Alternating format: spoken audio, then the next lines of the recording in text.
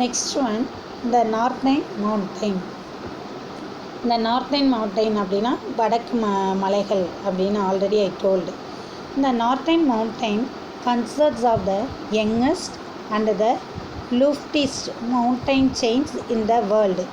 அதாவது இந்த வடக்கு இமயமலைகள் பார்த்தீங்கன்னா யங்கஸ்ட் இளமையான, லூஃப்டிஸ்ட் அப்படின்னா மிக உயரமான மலைத்தொடர்.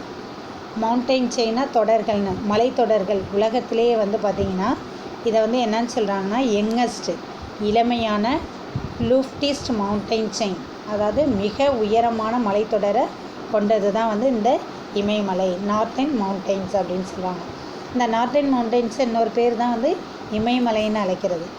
It was formed only few millions years ago and formed by the folding of the earth crust due to tectonic activity. இந்த இமயமலை பார்த்திங்கன்னா ஒரு ஃபியூ மில்லியன்ஸ் இயர்ஸ்க்கு முன்னாடி தான் வந்து தோன்றினது.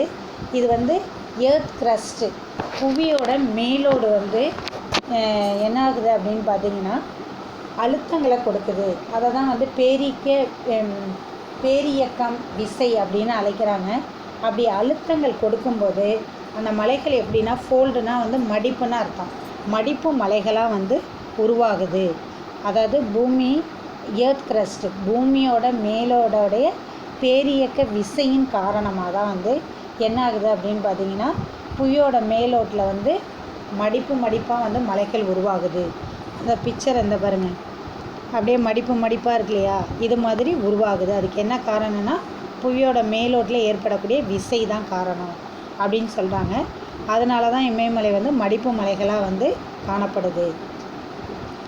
It stretches for a distance of the 2500 km from the Indus Gorge in the west to the Brahmaputra Gorge in the east. அதாவது Indies கோர்ஜ் அப்படின்னா, இண்டஸ்னால் வந்து சிந்து பள்ளத்தாக்குன்னு, கோர்ஜ் அப்படின்னா பள்ளத்தாக்குன்னு அர்த்தம். சிந்து பள்ளத்தாக்கு பார்த்திங்கன்னா வெஸ்ட்னா மேற்கில் வந்து 2500 கிலோமீட்டரையும் 2500 கிலோமீட்டர்லேருந்து கிழக்கு பக்கம் பிரம்மபுத்திரா பள்ளத்தாக்கில் உள்ள கிழக்கு பகுதி வரையிலும் வந்து இதோடைய டிஸ்டன்ஸு, தொலைவுகள் வந்து காணப்படுதுன்னு சொல்கிறாங்க.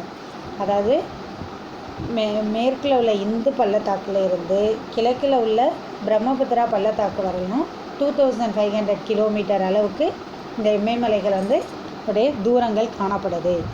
The width of the northern mountains varies from 500 km in Kashmir to 200 km in Arunachal Pradesh. அதுதான் வித் அப்படின்னா அகலம்னு தெரியும். இதோடைய அகலம் பார்த்திங்கன்னா காஷ்மீரில் வந்து 500 கிலோமீட்டரு. இதோடைய இந்த மலையோட அகலம் எப்படி இருக்குன்னா காஷ்மீரில் வந்து 500 கிலோமீட்டர் வரலாம் இருக்கும். அதே மலை வந்து அருணாச்சல் பிரதேஷ் பக்கம் போகும்போது 200 கிலோமீட்டர் அளவுக்கு தான் இதோடைய அகலம் வந்து காணப்படுது, அதாவது வேறுபட்டு காணப்படுது. இந்த Pamir knot popularly known as the roof of the world is the connecting link between the Himalayas and the high ranges of the Central Asia. Pamir knot அப்படின்னா பாமீர் முடிச்சுன்னு அர்த்தம்.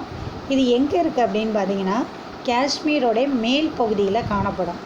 அதனால் இதை என்னன்னு சொல்கிறாங்கன்னா ரூஃப் ஆஃப் த வேர்ல்டு, உலகின் கூரை அப்படின்னு அழைக்கிறாங்க. ஏன்னா காஷ்மீர் தான் லாஸ்ட் அந்த மேல் பகுதி இருக்குது, அதோடைய மேலே இருக்கிறதுனால நம்ம இந்தியாவுக்கு அது ஒரு கூரை மாதிரி இருக்குது. அதாவது உலகத்துக்கே அது ஒரு வந்து கூரை மாதிரி காணப்படுதான். அதனால் அதை வந்து ரூஃப் ஆஃப் த வேர்ல்டு, உலகின் கூரை அப்படின்னு அழைக்கிறாங்க.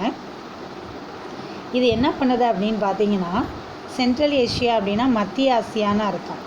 அதாவது இமயமலையையும் மத்திய ஆசியாவையும் ரெண்டுக்கும் நடுவில் இணைக்கக்கூடிய ஒரு தொடராக வந்து இந்த பாமீர் நாட் வந்து காணப்படுது. இமயமலையும் சென்ட்ரல் ஏஷியாவுக்கும் நடுவில், ரெண்டுக்கும் நடுவில் ரெண்டையும் இணைக்கக்கூடிய பகுதியாக வந்து இது காணப்படுது. From the Pamir, Himalayas extend easternward in the form of the arch shape. Arch shape அப்படின்னா வில்லுன்னு அர்த்தம். இதோடைய பரப்பளவு பார்க்கும்போது எப்படி இருக்குமானா அந்த இமயமலை வந்து எப்படி இருக்குன்னா வில்லு மாதிரி காணப்படும் அப்படின்னு சொல்கிறாங்க. அந்த பிக்சரில் பாருங்களேன், அப்படியே இந்த ஷார்ப்பாக மடிப்பாக இருக்கிறது அப்படியே வில்ல மாதிரி தெரியுது இல்லையா, அதை தான் வந்து ஆர்ச் ஷேப், வில் ஷேப்பில் வந்து ஹிமாலயாஸ் வந்து இருக்குது அப்படின்னு சொல்லுவாங்க. இந்த term Himalaya is derived from Sanskrit. It means the abode of snow.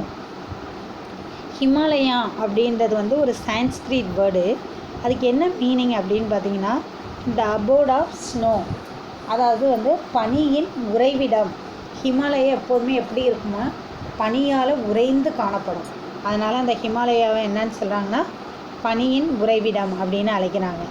அதுக்கு சான்ஸ்கிரிட்டில் அதோட மீனிங்கே, ஹிமாலயா அப்படின்றதுக்கு மீனிங் என்ன அப்படின்னா பனியின் உறைவிடம். The northern mountains that functions as the Great Wall is grouped into the 3 division. அதாவது இந்த நார்த்தன் மவுண்டெயின்ஸ், வடக்கு மலைகளை வந்து 3 உட்பிரிவுகளாக வந்து பிரிக்கிறாங்க. ஃபஸ்ட்டு இந்த trans Himalayas, eastern Himalayas or Purvanchal. அதாவது டிரான்ஸ் ஹிமாலயாஸ் அப்படின்னும், அடுத்து இமயமலைகள் அப்படின்னும், கிழக்கு இமயமலை ஆர் பூர்வாஞ்சல் ஹில்ஸ் அப்படின்னு. பூர்வாஞ்சல் ஹில்ஸ்னால் குன்றுன்னு அர்த்தம். பூர்வாஞ்சல் குன்று அப்படின்னும் அழைக்கிறாங்க 3 பிரிவாக. இந்த டிரான்ஸ் ஹிமாலயாஸ்னால் அடுத்து ஹிமாலய இமயமலை அப்படின்னும், ஈஸ்டர்ன் ஹிமாலயா கிழக்கு இமயமலைன்னு அழைக்கலாம், ஆர் பூர்வாஞ்சல் ஹில்ஸ் பூர்வாஞ்சல் குன்றுன்னு அழைக்கலாம். இந்த டூயினோவில் Aravalli range is the oldest fold mountain range in India. இந்தியாவிலே மிக பழமையான மடிப்பு மலைத்தொடர் எது அப்படின்னு கேட்டால் ஆரவல்லி மலைத்தொடர் தான். ரேஞ்ச்னால் மலைத்தொடர்னு அர்த்தம். இந்த ஆரவல்லி மலைத்தொடர்னால் வந்து இந்தியாவிலே மிக பழமையான மடிப்பு மலை அப்படின்னு அழைக்கிறாங்க.